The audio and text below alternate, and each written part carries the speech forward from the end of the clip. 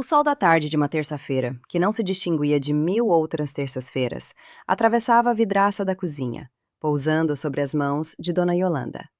Eram mãos de 70 anos, um mapa de veias salientes, de pele fina e manchada pelo tempo, mas ainda firmes e conhecedoras dos seus ofícios.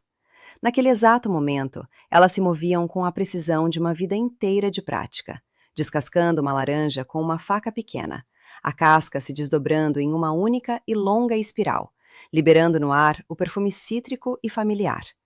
Era um gesto pequeno, quase inconsciente, mas que continha a essência de sua existência. Um serviço silencioso e constante, que perfumava o ambiente sem nunca pedir por atenção.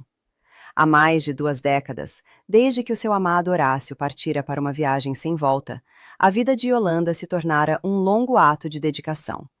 A viuvez precoce, em vez de a endurecer, a amolecera para as necessidades do filho único, Ricardo. Cada dia era uma repetição do anterior, uma liturgia de cuidados que começava antes do nascer do sol. Era o cheiro do café fresco passando no coador de pano, o barulho da sua vassoura de palha varrendo a calçada, a roupa de cama trocada e esticada com esmero militar. Ela era o pilar invisível que sustentava a casa, a engrenagem silenciosa que permitia que o mundo de Ricardo, e mais tarde de sua esposa Nora, girasse sem solavancos.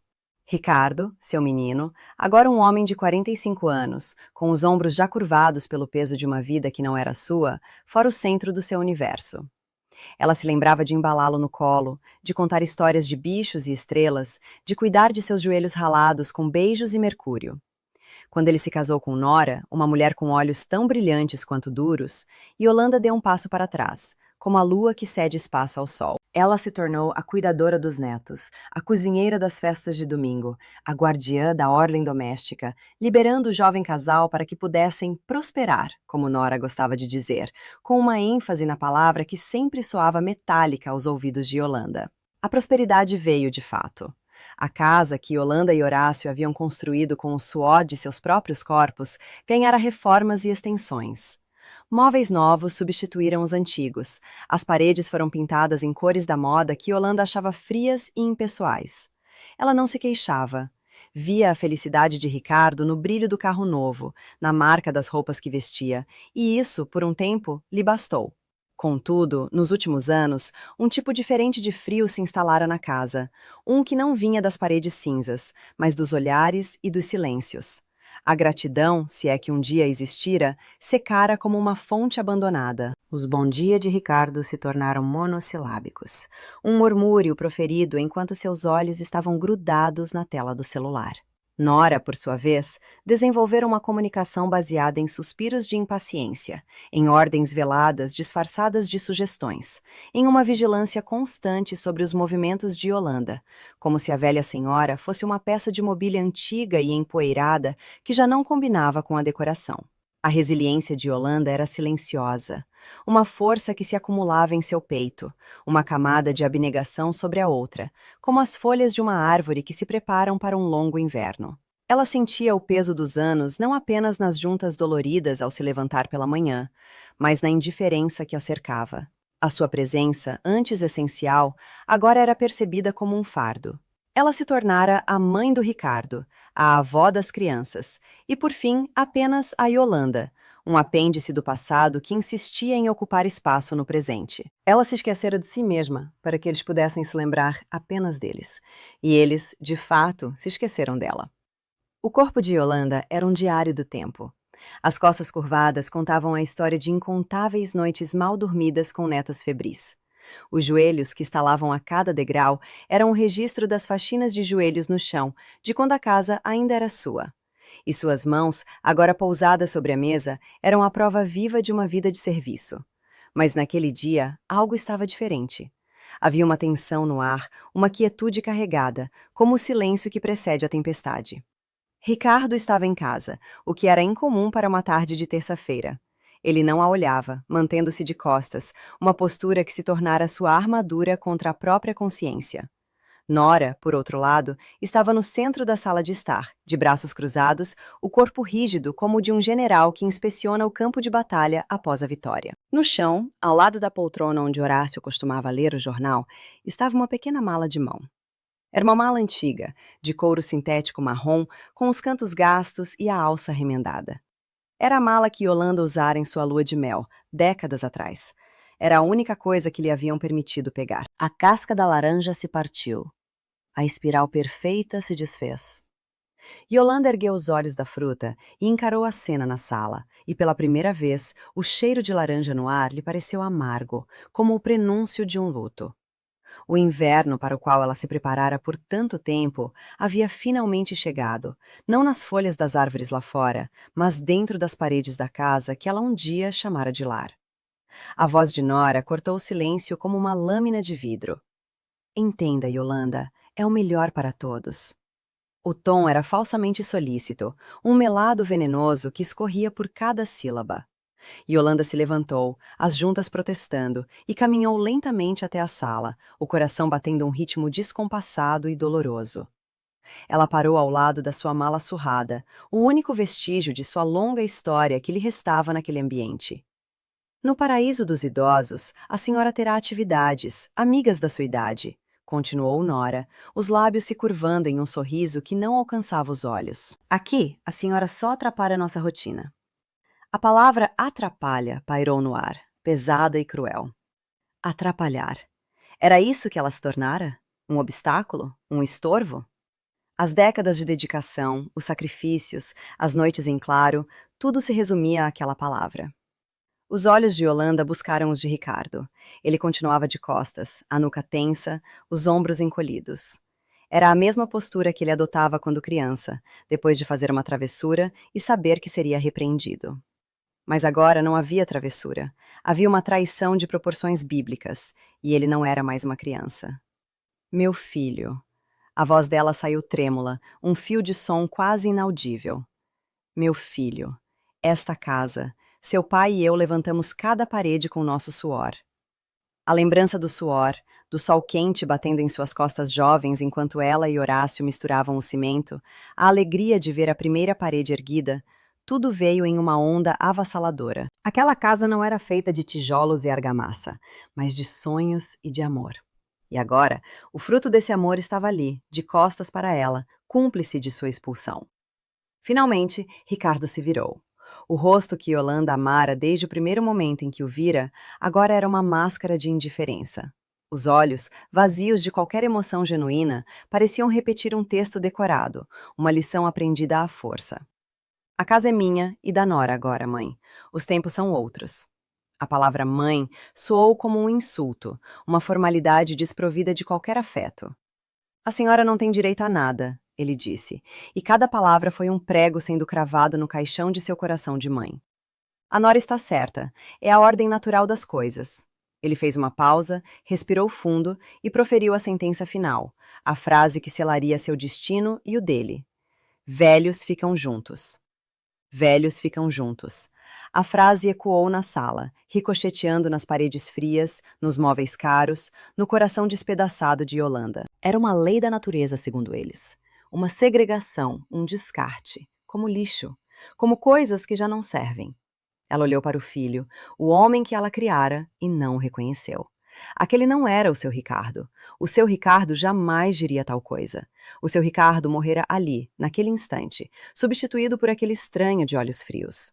Nora, sentindo o momento da vitória final, aproximou-se. O cheiro de seu perfume caro invadiu o espaço de Yolanda, um aroma sintético que contrastava com o cheiro de terra e de vida que sempre a acompanhara.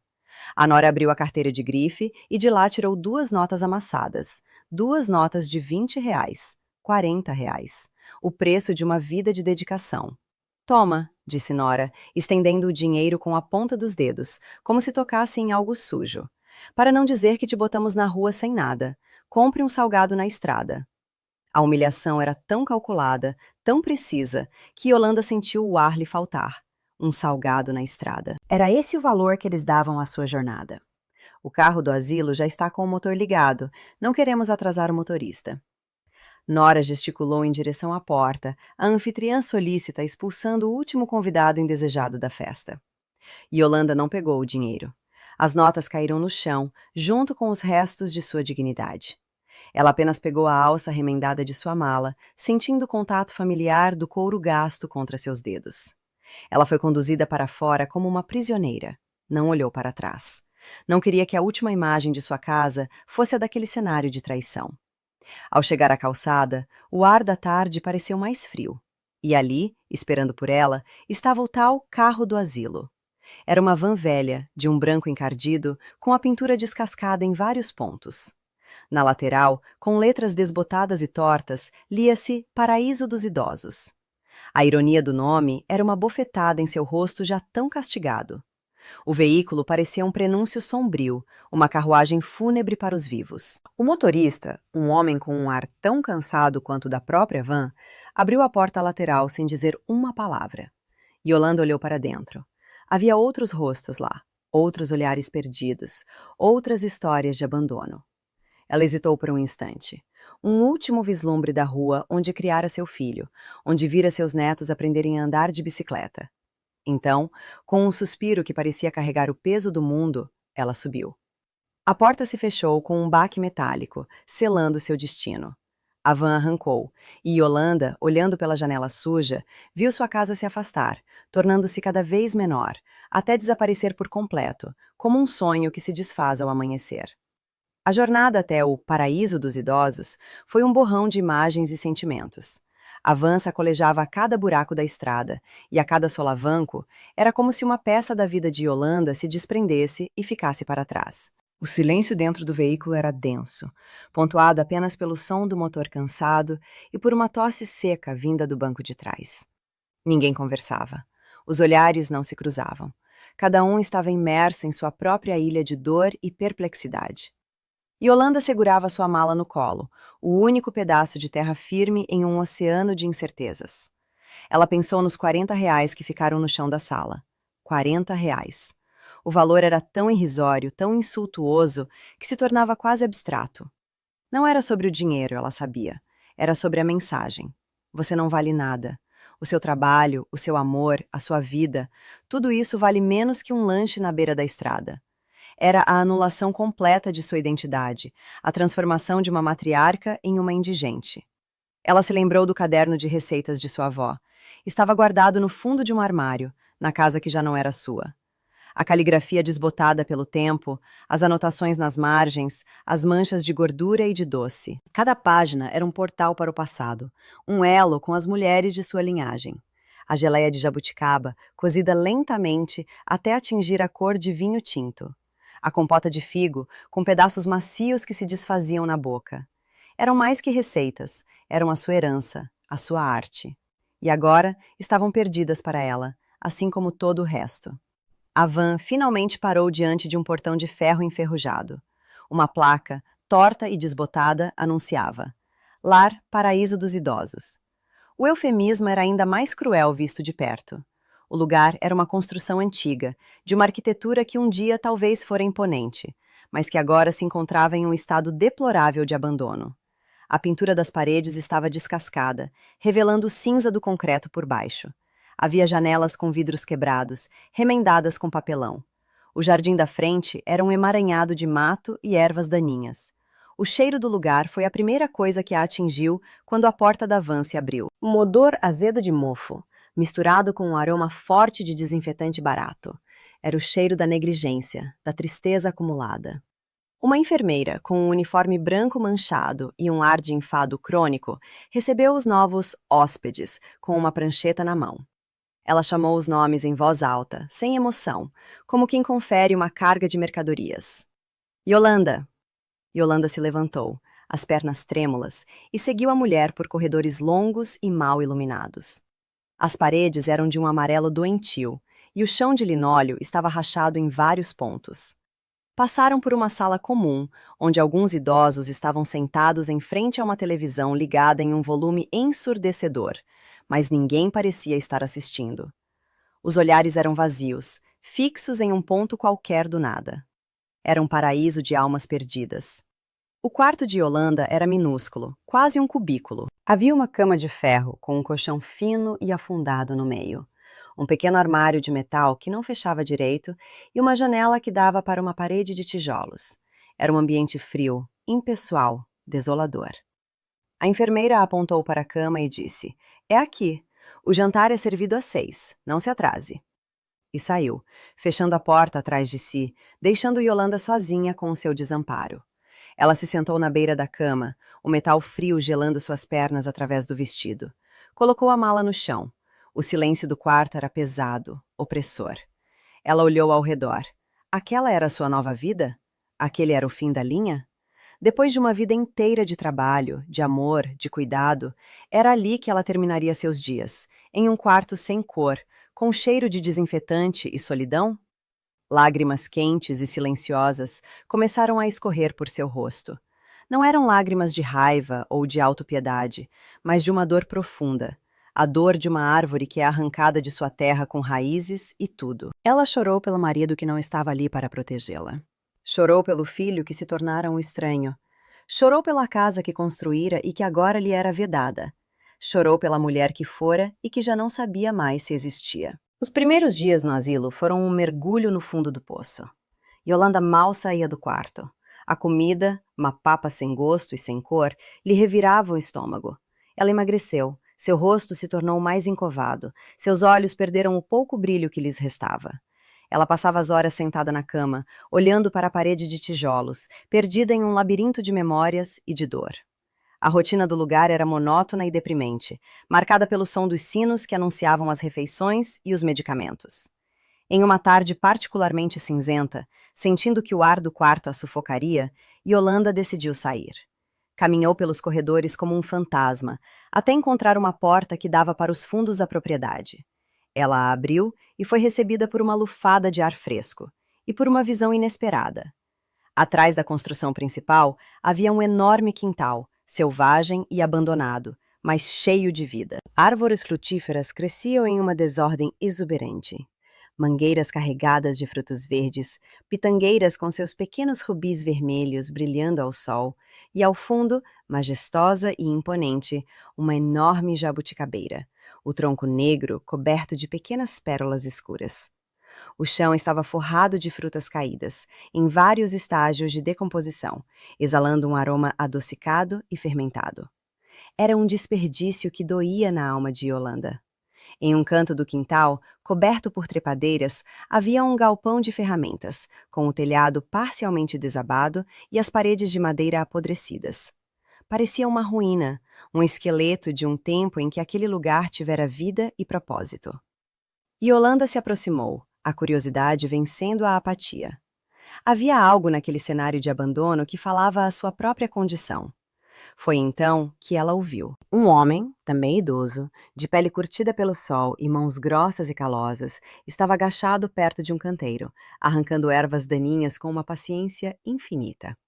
Ele usava um chapéu de palha puído e roupas gastas. Ao ouvir os passos de Yolanda, ele ergueu a cabeça. Seus olhos eram pequenos e vivos, e não tinham o vazio que ela via nos outros residentes. Yolanda recuou, assustada com a própria audácia de invadir aquele espaço.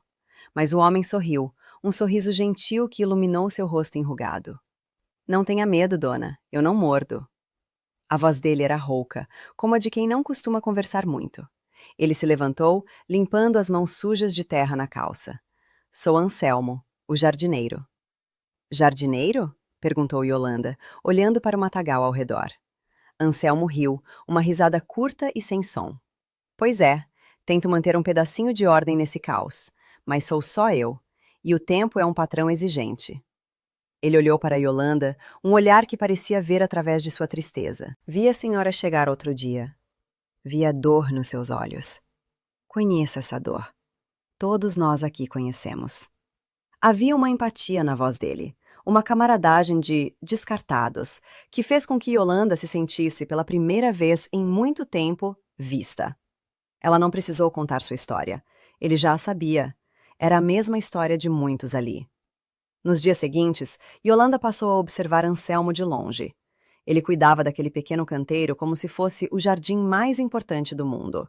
Ele conversava com as plantas, afofava a terra, regava com cuidado. Havia um amor e um respeito em seus gestos que contrastavam brutalmente com a negligência de todo o resto.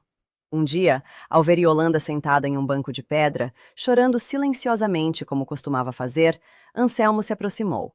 Ele não disse nada. Apenas se sentou ao seu lado e ficou ali, em silêncio. A presença dele era reconfortante, sólida como a de uma árvore antiga. Depois de um longo tempo, ele estendeu a mão. Na palma de sua mão grossa e suja de terra, havia uma chave. Uma chave grande, de ferro, coberta de ferrugem. A diretora nem lembra que esse galpão existe, dona, disse ele, com a voz baixa. Lá dentro tem um fogão a lenha que usavam antigamente para fazer sabão. As árvores ainda dão fruta, é um pecado deixar estragar no pé. Ele olhou nos olhos dela, e o que Yolanda viu ali foi um convite. Se a senhora quiser um canto para pensar, ou para fazer outra coisa, a chave é sua. Yolanda olhou para a chave. Era feia, enferrujada, inútil para o mundo. Mas, naquele momento, para ela, pareceu a chave mais bonita e preciosa do universo. Era a chave de um galpão em ruínas, mas também poderia ser a chave de uma porta de saída daquele quarto escuro em que sua alma estava aprisionada. Com os dedos trêmulos, ela pegou a chave. O metal frio e áspero em sua pele foi o primeiro sinal de que talvez nem tudo estivesse perdido. Talvez, no meio daquelas ruínas, houvesse um lugar para um recomeço. A chave enferrujada na palma da mão de Yolanda pesava mais do que o seu tamanho sugeria. Pesava como uma responsabilidade, uma promessa, um fiapo de esperança. Por 2 dias, ela a manteve no bolso do vestido, sentindo o contorno metálico contra sua pele a cada movimento, um segredo compartilhado apenas com Anselmo. A apatia que a consumira começava a ceder espaço a uma inquietação, uma curiosidade que ela pensara ter morrido. O que haveria naquele galpão abandonado? Que tipo de recomeço poderia brotar de um lugar em ruínas? Na terceira manhã, ela acordou antes do sol, movida por uma determinação que não sentia há muito tempo. Saiu do quarto nas pontas dos pés, atravessou os corredores silenciosos e empurrou a porta dos fundos. O ar da madrugada estava frio e úmido, com o cheiro de terra molhada e de folhas em decomposição. Ela caminhou em direção ao galpão, o coração batendo forte contra as costelas. A porta estava emperrada. Yolanda inseriu a chave na fechadura enferrujada e a girou com toda a força que conseguiu reunir. Houve um estalo alto e a porta se abriu com um ranger agudo, como um gemido de dor. Uma nuvem de poeira e o cheiro de madeira podre e de tempo estagnado a envolveram. Hesitante, ela deu um passo para dentro. A escuridão era quase total, quebrada apenas por alguns feixes de luz que entravam pelas frestas do telhado e das paredes. À medida que seus olhos se acostumavam, ela começou a distinguir as formas. O lugar era maior do que parecia por fora. Havia teias de aranha por toda parte, grossas e pesadas de poeira. No centro, coberto por um plástico velho e rasgado, estava o fogão a lenha de que Anselmo falara. Era uma estrutura robusta de tijolos e ferro fundido, com a chapa superior coberta por uma camada espessa de ferrugem. Ao redor, havia um caos de objetos esquecidos. Latas velhas, ferramentas enferrujadas, um pneu careca, pedaços de madeira. Era o cemitério de coisas que um dia foram úteis. Mas, para Yolanda, não era um cemitério. Era um desafio, um chamado. Naquele mesmo dia, quando Anselmo a encontrou, ela não estava mais sentada no banco, chorando. Estava em frente ao galpão, com as mangas do vestido arregaçadas, tentando em vão varrer o chão com um galho de árvore. Ele sorriu seu sorriso silencioso. Precisa de ajuda, dona? E assim começou a transformação. Anselmo, com sua força tranquila, e Yolanda, com sua determinação recém-descoberta, tornaram-se uma equipe improvável. Ele consertou o buraco no telhado com algumas telhas que encontrou jogadas em um canto. Ela, com baldes de água e uma escova dura, começou a longa e árdua tarefa de limpar o chão e as paredes. O trabalho era pesado, exaustivo para seus corpos já cansados, mas a cada pedaço de sujeira que removiam, era como se estivessem limpando também a poeira e o mofo de suas próprias almas. Enquanto limpavam, Anselmo encontrou, em um canto escuro, um grande tacho de cobre, amassado e oxidado, mas ainda inteiro. Olha só o que temos aqui, disse ele, os olhos brilhando. Era nesse que faziam um sabão, mas acho que ele preferiria cozinhar algo mais cheiroso. Yolanda pegou o tacho nas mãos. Era pesado. Ela passou os dedos pela superfície fria e áspera. Imaginou-o limpo, brilhante, cheio de frutas borbulhando sobre o fogo. A imagem era tão viva, tão real, que ela pôde quase sentir o cheiro. O galpão, aos poucos, foi se tornando o santuário deles. Era um lugar onde a diretora do asilo não ia, onde as enfermeiras apressadas não entravam, onde a tristeza dos corredores não chegava. Era um mundo à parte, um enclave de propósito em meio a um mar de resignação. Yolanda descobriu que trabalhar com as mãos, sentir o esforço físico em seus músculos, era um bálsamo para sua mente atormentada. O cansaço que sentia no final do dia era um cansaço bom, um cansaço de quem construiu algo. Quando o galpão estava minimamente limpo e organizado, chegou a hora de despertar o gigante adormecido no centro da sala, o fogão a lenha. Anselmo desobstruiu a chaminé, que estava entupida com folhas e um antigo ninho de passarinho. Yolanda, com palha de aço e muita força, esfregou a chapa de ferro até que o brilho do metal começasse a reaparecer sob a camada de ferrugem. Então, veio o ritual da colheita. Yolanda caminhou até a majestosa jabuticabeira. O tronco estava coberto de frutos, de um roxo quase negro, como se a árvore estivesse vestida com um manto de veludo cravejado de joias. Com uma cesta que Anselmo improvisara para ela, ela começou a colher. O som das jabuticabas caindo na cesta era uma música suave e oca. Ela escolhia cada uma com cuidado, sentindo a pele lisa e firme sob seus dedos. Era um trabalho meditativo. Cada fruta era uma promessa. De volta ao galpão, o ritual continuou. Ela lavou as jabuticabas em uma bacia com água, vendo a poeira escorrer e a cor vibrante se revelar. Anselmo já havia preparado a lenha, gravetos secos e pedaços de madeira que ele juntara pelo quintal. Com uma faísca de um isqueiro velho, ele acendeu o fogo.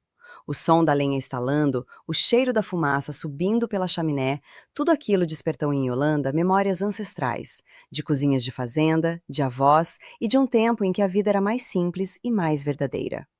Ela colocou o tacho de cobre sobre a chapa quente e despejou as jabuticabas dentro. Adicionou um pouco de água e o açúcar que uma das cozinheiras do asilo, compadecida de sua história, lhe dera em segredo. E então começou a mexer. A colher de pau longa, também encontrada e lixada por Anselmo, girava lentamente no tacho, esmagando as primeiras frutas, liberando um suco de um roxo profundo. O vapor que subia do tacho era adocicado, perfumado, inebriante. Preencheu o galpão, expulsando os últimos vestígios do cheiro de mofo e de abandono. Era o cheiro da vida, da transformação, da alquimia. Yolanda estava completamente imersa em seu trabalho. O mundo lá fora, com sua dor e sua injustiça, desapareceu. Só existia ela, o fogo, o tacho e a geleia que nascia de suas mãos. Ela mexia e mexia, o corpo balançando em um ritmo lento e constante. Suas mãos, que por tantas semanas haviam ficado paradas e inúteis, agora tinham um propósito. As mãos calejadas, que haviam sido motivo de vergonha para sua nora, agora eram as ferramentas de uma artista. Ela sentia o calor do fogão em seu rosto, o suor escorrendo por sua testa, mas não se importava. Era um suor de criação. A geleia borbulhava, engrossando lentamente. A cor se intensificava, passando de um roxo vibrante para um tom profundo de vinho tinto, quase negro. O cheiro se tornava mais complexo, com notas de madeira e de caramelo. Yolanda sabia o ponto. Era um conhecimento que não estava nos livros, mas em seu sangue, em seus sentidos. Com a colher, ela pegou um pouco da geleia e a deixou cair em um pires que Anselmo trouxera. A gota não escorreu. Formou uma pequena pérola brilhante e firme. Estava pronta. Com a ajuda de Anselmo, ela retirou o tacho pesado do fogo. O silêncio que se seguiu ao fim do borbulhar da geleia foi preenchido por uma sensação de assombro. Ali, naquele tacho de cobre resgatado do lixo, estava algo belo, algo delicioso, algo que eles haviam criado a partir do nada, a partir do abandono e do desperdício. Naquele dia, Yolanda não apenas fez uma geleia, ela recuperou um pedaço de si mesma. Ela descobriu que, mesmo em um lugar chamado Paraíso dos Idosos, onde todos esperavam que ela simplesmente esperasse o fim, ainda era possível criar, transformar e encontrar um vislumbre do paraíso em um tacho de geleia de jabuticaba. O despertar de sua habilidade artesanal fora, na verdade, o despertar de sua própria alma. A primeira leva de geleia de jabuticaba descansava em potes de vidro, esterilizados na fogueira, que Yolanda conseguira no refeitório. Eram potes de azeitona e de palmito, de tamanhos e formatos diferentes, mas que, cheios daquela substância escura e brilhante, pareciam joias.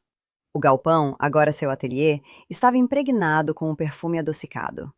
Yolanda olhava para os 10 potes alinhados sobre uma prateleira improvisada e sentia um orgulho que há muito não experimentava. Era um orgulho nascido do trabalho de suas próprias mãos. Ela não fizera geleia com a intenção de vender. Fizera para si mesma, para provar que ainda era capaz de criar algo. Deu o primeiro pote a Anselmo, um gesto de gratidão que as palavras não poderiam expressar. Ele aceitou com um aceno de cabeça, os olhos úmidos. Deu o segundo pote para a cozinheira que lhe arranjara o açúcar. O resto ela não sabia o que fazer. Foi a cozinheira, uma mulher chamada Lúcia, que deu o primeiro passo. Na manhã seguinte, ela apareceu no galpão, com o pote vazio na mão e os olhos arregalados. Dona Yolanda, que geleia é essa? Pelo amor de Deus, parece a que minha avó fazia na roça. Nunca provei nada igual na vida. Lúcia contou que levara o pote para casa e que seus filhos, acostumados com as geleias industrializadas do supermercado, haviam devorado tudo com pão fresco. A senhora tem mais? Perguntou Lúcia, a voz cheia de esperança. Yolanda apontou para os potes restantes na prateleira. Eu pago, disse Lúcia, enfiando a mão no bolso do avental. Quanto é? Yolanda ficou sem reação. Vender? Ela nunca pensara nisso. O dinheiro parecia algo de outro mundo, o mundo de Nora e Ricardo, um mundo que a rejeitara. Eu não sei, eu não fiz para vender, gaguejou Yolanda. Pois deveria, exclamou Lúcia. Isso aqui é ouro, dona Yolanda, ouro! Lúcia pegou um dos potes e estendeu uma nota de 10 e outra de R$ 5 para Yolanda. Tome, R$ 15, e estou pagando barato. Se a senhora fizer mais, eu compro tudo. Yolanda olhou para as notas em sua mão. R$ 15. A primeira vez que tocava em dinheiro desde que chegara ao asilo. Não eram as notas amassadas e humilhantes de Nória. Eram notas limpas, ganhas com o seu trabalho, com a sua arte. Ela sentiu uma onda de emoção tão forte que precisou se apoiar na mesa. Era mais do que dinheiro, era validação, era respeito. A notícia da geleia da Yolanda se espalhou pelo asilo como fogo em palha seca. Lúcia contou para uma das enfermeiras, que contou para o fisioterapeuta, que contou para a recepcionista. Em uma semana, todos os funcionários queriam provar a iguaria. Os 10 potes iniciais se foram em um piscar de olhos. Yolanda, ainda hesitante, mas impulsionada pela demanda e pelo incentivo de Anselmo, fez uma nova leva, e depois outra. Ela estabeleceu o preço de R$ 15 por pote, um valor que lhe parecia justo. As vendas aconteciam de forma discreta, no galpão, longe dos olhos da administração do asilo. Os funcionários se tornaram seus primeiros e mais leais clientes. Traziam potes de vidro vazios de suas casas e, em troca, levavam a geleia que transformava seus cafés da manhã. Alguns dos residentes mais lúcidos, cujas famílias ainda os visitavam e lhes davam algum dinheiro, também se tornaram fregueses. Em pouco tempo, Yolanda juntou seus primeiros R$ 200. Ela guardava o dinheiro em uma pequena lata de biscoitos, escondida debaixo de sua cama. Todas as noites, antes de dormir, ela contava as notas. Não era pela ganância, mas pelo assombro. Cada nota de 10, de 5, de R$ 2 era a prova tangível de que ela era capaz, de que seu trabalho tinha valor. Era a resposta silenciosa à humilhação dos R$ 40 de Nora. Com o dinheiro, ela poderia ter comprado algo para si, um luxo pequeno, um conforto. Mas o instinto de Yolanda era outro. Era o instinto da mulher que sempre cuidara de tudo e de todos. O instinto da agricultora que sabe que é preciso guardar as melhores sementes para a próxima colheita. Ela decidiu reinvestir. Com a ajuda de Lúcia, que se tornara sua cúmplice e gerente de vendas informal, Yolanda fez uma lista. Açúcar de melhor qualidade, que ela comprara em maior quantidade em um atacadista da cidade. Cravo e canela em pau, para experimentar novos sabores. E, o mais importante, potes novos. Potes de vidro padronizados, com tampas de metal xadrez, vermelhas e brancas. Lúcia trouxe as compras em uma tarde, escondidas em sacolas de supermercado. Quando Yolanda viu os potes, seus olhos se encheram de lágrimas. Eram lindos. Simples, mas profissionais. Era uma vestimenta adequada para sua joia. A partir daquele dia, a geleia da Yolanda ganhou uma identidade visual. Ela escreveu pequenas etiquetas à mão, com o sabor e a data de fabricação, e as amarrou nos potes com um barbante. A produção se tornou mais organizada. Yolanda e Anselmo colhiam as frutas. Agora, não apenas jabuticabas, mas também mangas, pitangas e goiabas do quintal abandonado. Ela cozinhava, com uma precisão e uma paixão que só aumentavam. E os potes, com suas tampas xadrez, saíam do galpão para alegrar as mesas de dezenas de famílias.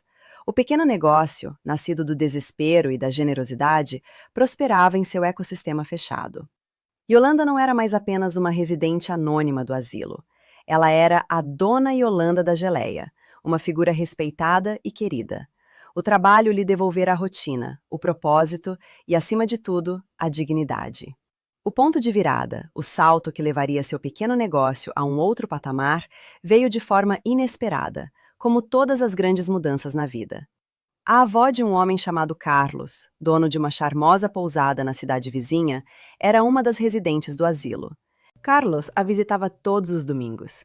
E em um desses domingos, ele encontrou a avó comendo algo com um deleite incomum. Era uma compota de manga com maracujá que Yolanda fizera, usando os maracujás que cresciam em uma cerca nos fundos do terreno. A avó de Carlos, uma senhora com um paladar apurado, insistiu que ele provasse. Carlos, um homem acostumado com a alta gastronomia e sempre em busca de produtos locais e autênticos para sua pousada, pegou uma colherada, cético. Seus olhos se arregalaram. O sabor era uma explosão na boca. O doce da manga, o azedinho do maracujá, a textura perfeita dos pedaços de fruta. Não era nada parecido com as compotas industriais que ele conhecia. Havia alma ali, havia história. Havia o sol do quintal, o calor do fogão a lenha, as mãos de quem fizera. "Onde a senhora conseguiu isso, vó?" perguntou ele, a voz alterada. A avó apontou na direção do galpão. "É a Yolanda. Ela faz milagres com as frutas." Naquele mesmo dia, Carlos foi até o galpão. Encontrou Yolanda terminando de rotular uma nova leva de potes. Ele se apresentou, elogiou a compota com um entusiasmo contagiante e, sem rodeios, fez a proposta. Ele queria a geleia de Yolanda no café da manhã de sua pousada. Ele queria oferecer aos seus hóspedes, muitos deles turistas estrangeiros, um sabor autêntico do Brasil. Ele queria 100 potes por mês, para começar. Yolanda ficou atônita. 100 potes. Era uma quantidade que ela mal conseguia conceber. Seu pequeno fogão, seu tacho de cobre, suas 2 mãos. Como ela poderia produzir tanto? A proposta a assustava e a excitava na mesma medida. Era um reconhecimento que vinha de fora dos muros do asilo, uma validação do mundo real. Carlos era um empresário experiente e gentil. Ele percebeu o pânico nos olhos de Yolanda. "Calma, dona Yolanda. A gente começa devagar. Eu ajudo no que for preciso. Podemos arrumar um tacho maior, mais potes, mais açúcar. O importante é a senhora não perder essa qualidade, esse toque mágico." Naquela noite, Yolanda não conseguiu dormir. A proposta de Carlos girava em sua cabeça. 100 potes. Era um desafio enorme. Ela não conseguiria fazer aquilo sozinha. Mas então, ela olhou ao redor, para a realidade do asilo. Viu os rostos de suas companheiras, mulheres como ela, com histórias de vida ricas, com habilidades e conhecimentos que estavam sendo desperdiçados. Viu Dona Elvira, que fora costureira a vida inteira e tinha as mãos mais ágeis que Yolanda já vira. Viu Dona Odete, que fora professora e tinha uma caligrafia impecável. Viu tantas outras, sentadas em suas cadeiras, esperando o tempo passar. E então, uma ideia, ousada e brilhante, começou a se formar em sua mente. E se ela não estivesse sozinha? E se o sucesso da geleia não fosse apenas dela, mas de todas elas?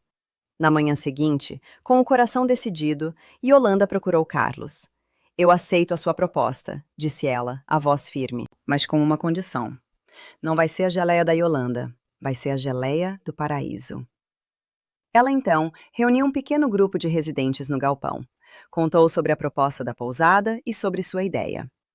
"Eu não consigo fazer isso sozinha", disse ela, "mas juntas talvez a gente consiga."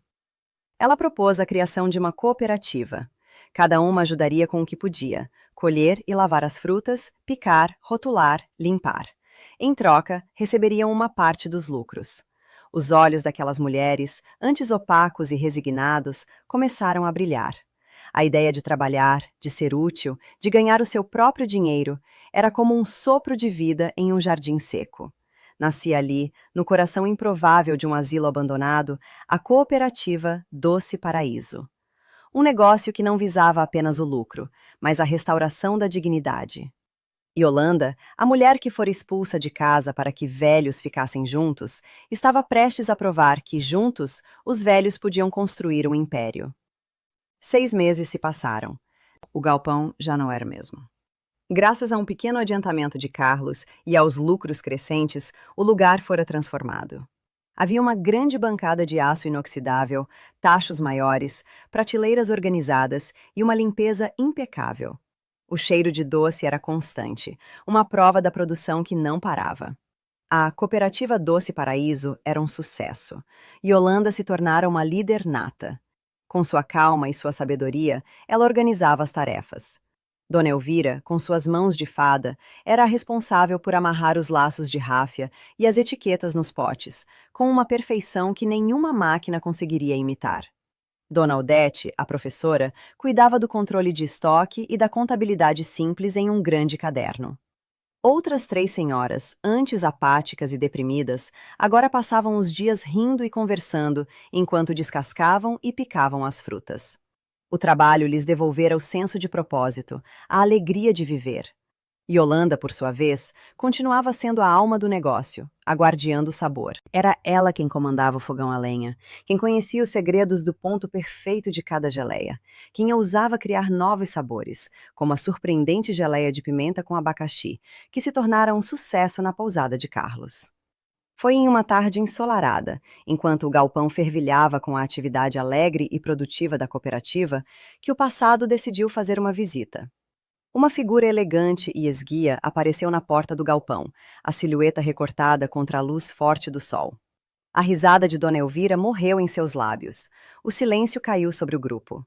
Yolanda se virou e seu coração deu um salto doloroso. Era Nora. Impecavelmente vestida em um taior branco, com joias discretas e o cabelo perfeitamente penteado. Ela parecia um anjo de gelo, deslocado naquele ambiente de calor e de trabalho manual. Nora torceu o nariz, um gesto sutil de repulsa ao cheiro de fumaça e de fruta cozida que impregnava o ar. Seus olhos percorreram o galpão, registrando a transformação, as prateleiras cheias de potes, as mulheres trabalhando. E então seu olhar pousou em Yolanda. Havia surpresa em seus olhos, mas foi rapidamente substituída por um desprezo calculado. O motivo da visita era mesquinho, como tudo o que vinha de Nora. Havia um pequeno terreno que pertencera à família de Horácio, um bem que ficara esquecido em um inventário. Para vendê-lo e embolsar o dinheiro, Nora e Ricardo precisavam da assinatura de Yolanda. Boatos sobre a sogrinha que fazia bicos no asilo haviam chegado aos seus ouvidos, e ela viera resolver a pendência, esperando encontrar Yolanda em um estado de miséria e humilhação. O que ela encontrou, no entanto, foi o oposto. Encontrou uma mulher no centro de seu próprio universo, uma rainha em seu reino de cobre e doce. Encontrou Yolanda não como uma vítima, mas como uma empreendedora, rodeada por sua equipe, rindo e trabalhando. A visão a desagradou profundamente. Ora, ora, disse Nora, a voz escorrendo sarcasmo. Pelo visto encontrou sua vocação, chefe de cozinha do improviso. Yolanda permaneceu em silêncio, o coração batendo forte. As outras senhoras se encolheram, sentindo a hostilidade no ar. Nora deu alguns passos para dentro do galpão, o salto de seus sapatos caros fazendo um som agudo e agressivo no chão de cimento. Ela olhou para as mulheres com um ar de superioridade. Virou pedinte profissional, Yolanda? Usando as coitadas das suas amigas para fazer esse seu trocado? A crueldade das palavras atingiu Yolanda em cheio. Chamar aquele trabalho digno e alegre de trocado, chamar suas amigas e sócias de coitadas. Era a mesma lógica doentia que a expulsara de casa, a lógica que media o valor das pessoas pelo dinheiro que tinham no banco e pela marca de suas roupas. Não se cansa de passar vergonha? Continuou Nora, saboreando cada palavra. Ela queria ferir, queria diminuir, queria esmagar aquele pequeno foco de felicidade e de sucesso que ousara nascer na adversidade. Mas Yolanda não era mais a mesma mulher que deixara sua casa 6 meses antes. A mulher que chorava em silêncio no banco do jardim dera lugar a uma mulher que conhecia o próprio valor. Um valor que não era medido em reais, mas na qualidade de sua geleia, no respeito de suas amigas, na dignidade de seu trabalho. Ela respirou fundo, sentindo o cheiro doce de sua criação, um antídoto contra o veneno que Nora destilava. Ergueu a cabeça e olhou nos olhos da Nora. Não havia ódio em seu olhar, apenas uma serenidade fria. "O que você quer, Nora?" perguntou Yolanda, a voz firme, sem um pingo de tremor. A firmeza inesperada de Yolanda desarmou Nora por um instante. Ela gaguejou ao apresentar o documento e a caneta, explicando de forma atropelada a necessidade da assinatura. Yolanda pegou o papel, leu-o atentamente. A convivência com Carlos e a gestão da cooperativa a haviam tornado mais atenta a detalhes legais, e sem dizer uma palavra, assinou onde era necessário. Entregou o papel de volta para Nora. "É só isso?" Nora, desconcertada, apenas assentiu. Ela esperava súplicas, lágrimas, uma oportunidade de exercer seu poder. Em vez disso, encontrou uma muralha de dignidade. Frustrada, ela deu uma última olhada de desprezo ao redor. "Boa sorte com sua fabriquinha", disse ela, o tom zombeteiro, e com uma virada de calcanhares foi embora, o som de seus passos se afastando como o de um inseto irritante. Ela partiu sem imaginar a verdadeira dimensão do que vira. Não imaginava que a fabriquinha já estava em processo de legalização, com a ajuda de um advogado voluntário que se encantara com o projeto. Não sonhava que a renda gerada ali já era suficiente para garantir não apenas o sustento de Yolanda, mas também para complementar a parca aposentadoria de suas amigas. E, acima de tudo, não podia conceber que aquela mulher que ela humilhara estava apenas no começo de sua ascensão. Quando a figura de Nora desapareceu, um suspiro coletivo de alívio percorreu o galpão. Dona Elvira foi a primeira a quebrar o silêncio. "Que bruxa!" exclamou ela, fazendo todas rirem, uma risada nervosa que lavou a tensão do ambiente. Yolanda ainda estava parada, olhando para a porta por onde Nora saíra. Uma lágrima solitária escorreu por seu rosto, mas não era uma lágrima de tristeza, era uma lágrima de libertação. A última corrente que aprendia ao seu passado de humilhação havia acabado de se romper. A zombaria de Nora, em vez de a destruir, a fortalecera. Provara a ela mesma que o que ela estava construindo era real, era valioso, era seu. E ninguém, nunca mais, tiraria isso dela. 2 anos se passaram. 2 anos de trabalho árduo, de planejamento cuidadoso e de um crescimento que surpreendeu a todos, menos a Yolanda. A cooperativa Doce Paraíso se transformara em Doces da Vó Yolanda, uma marca registrada, um nome que se tornara sinônimo de qualidade e de sabor autêntico na região. O galpão nos fundos do asilo ficara pequeno demais para os sonhos daquelas mulheres. Com a consultoria de um advogado voluntário, um jovem idealista que se apaixonara pela história da cooperativa, Yolanda usou os lucros acumulados, não para comprar luxos para si, mas para investir no futuro. Ela comprou o terreno baldio ao lado do asilo, um pedaço de terra que antes servia apenas como depósito de lixo e mato. E ali, naquele lugar improvável, um novo império começou a se erguer.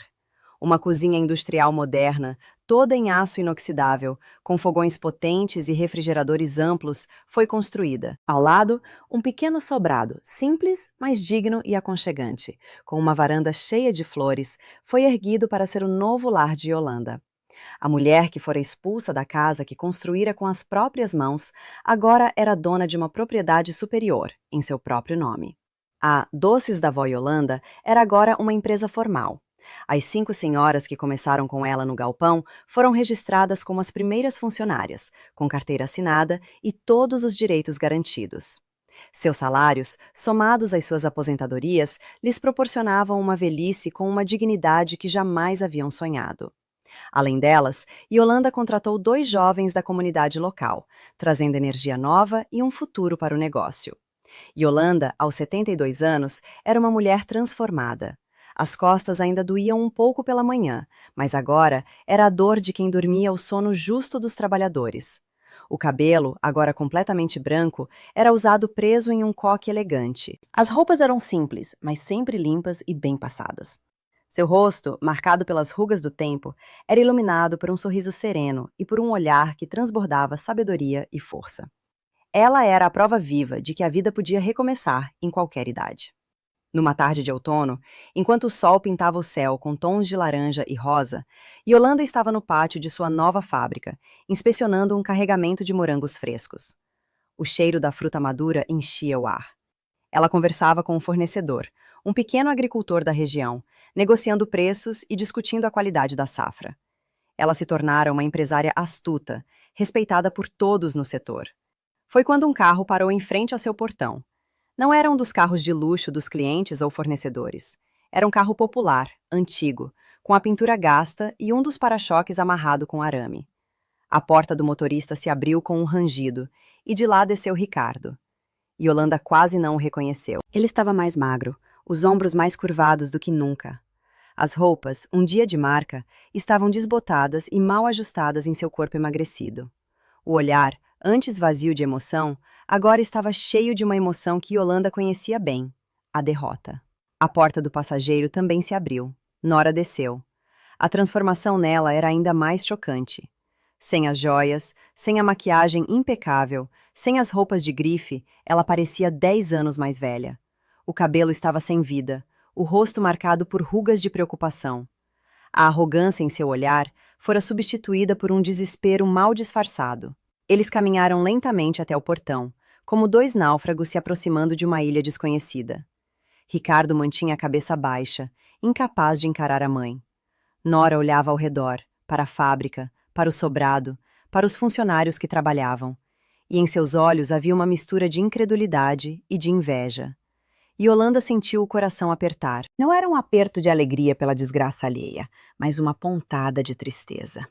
Aquele homem abatido era, apesar de tudo, seu filho. Ela se despediu do fornecedor e caminhou até o portão, enxugando as mãos sujas de morango em seu avental. Ela abriu o portão. O silêncio era pesado, carregado de coisas não ditas, de anos de dor e de arrependimento. Foi Ricardo quem falou primeiro, a voz embargada, quase um sussurro. Mãe. Ele não conseguia continuar. As palavras morreram em sua garganta, sufocadas pela vergonha. Eles haviam perdido tudo. Ricardo, em sua arrogância, fizera maus investimentos, confiando em dicas quentes de amigos tão superficiais quanto ele. A empresa onde trabalhava o demitira por corte de gastos. O estilo de vida luxuoso e insustentável que Nora tanto prezava desmoronou como um castelo de cartas. A casa, a bela e reformada casa que um dia fora de Yolanda e Horácio, agora pertencia ao banco. Eles estavam na rua. Mãe, repetiu Ricardo, finalmente erguendo os olhos. Eram os olhos de uma criança assustada. A gente perdeu tudo. O banco... Não temos para onde ir. Yolanda olhou para o filho. Olhou para Nora. A mulher que a chamara de chefe de cozinha do improviso. O homem que dissera que velhos ficam juntos. Ali estavam eles, em sua porta, pedindo abrigo. A justiça poética era tão completa, tão avassaladora, que quase parecia uma cena de novela. Ela poderia humilhá-los. Poderia jogar em seus rostos os R$ 40, avando o asilo, a zombaria. Poderia fechar o portão e deixá-los à própria sorte, provando do mesmo veneno que a fizeram beber. Por um instante, a parte ferida de sua alma clamou por vingança. Mas Yolanda não era mais movida pelo veneno. Era movida pelo doce. Pelo doce de suas geleias, pelo doce da superação, pelo doce da sabedoria que só o sofrimento ensina. Ela olhou para eles, o casal que a jogara fora com R$ 40, e não viu monstros. Viu duas pessoas quebradas, patéticas em sua desgraça. Ela suspirou, um suspiro longo e profundo, que parecia liberar os últimos vestígios de mágoa de seu peito. Seu olhar era firme, mas não havia ódio. Apenas a serenidade de quem venceu a guerra mais importante de todas, a guerra contra o próprio ressentimento. O mundo dá muitas voltas, meu filho, disse ela, a voz calma e segura. Então, ela apontou para uma pequena edícula nos fundos de seu novo terreno, um quartinho simples que ela construíra para servir de depósito, mas que ainda estava vazio. Aquele quartinho está vazio, o aluguel é barato. Ricardo e Nora ergueram os olhos, uma faísca de esperança surgindo em meio ao desespero. Yolanda os observou por mais um instante, deixando o peso de suas próximas palavras assentar. Então, ela deu o golpe de mestre, a lição final, a verdadeira justiça. Mas o café da manhã não está incluído. Ela fez uma pausa e concluiu, com a mesma voz calma com que falava de suas receitas. Se quiserem geleia, agora vocês vão ter que comprar. E naquilo estava tudo. A compaixão de não os deixar na rua, e a justiça de lhes mostrar que, a partir daquele momento, nada na vida deles viria de graça. O respeito, a dignidade e até mesmo a doçura eram coisas que precisavam ser conquistadas, ou, no caso deles, compradas.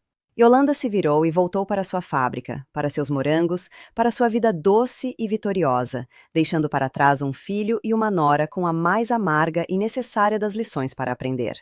O que você faria no lugar de Yolanda? Perdoaria completamente ou ensinaria essa mesma lição? Comente aqui embaixo. E se essa história de superação tocou o seu coração, não se esqueça de se inscrever no canal e deixar a sua curtida para nos ajudar a trazer mais narrativas como essa.